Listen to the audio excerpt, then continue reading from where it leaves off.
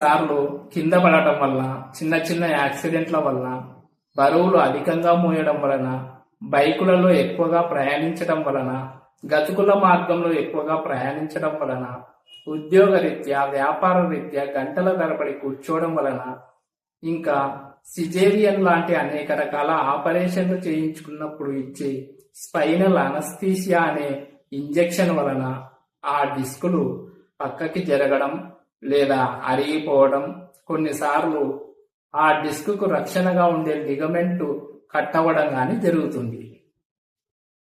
అలా జరగడం వలన ఆ డిస్క్ నుండి బయటకు వచ్చే నరానికి డిస్క్ పైనున్న ఎముక, కిందున్న ఎముక ఒత్తుకుపోవడం జరుగుతుంది. అలా ఒత్తుకుపోవడం వల్ల ఆ నరం ఇన్ఫ్లమేషన్ కి గురవుతుంది. దానివల్ల నొప్పి మొదట నడుము వద్ద మొదలవుతుంది. ఆ నొప్పి క్రమంగా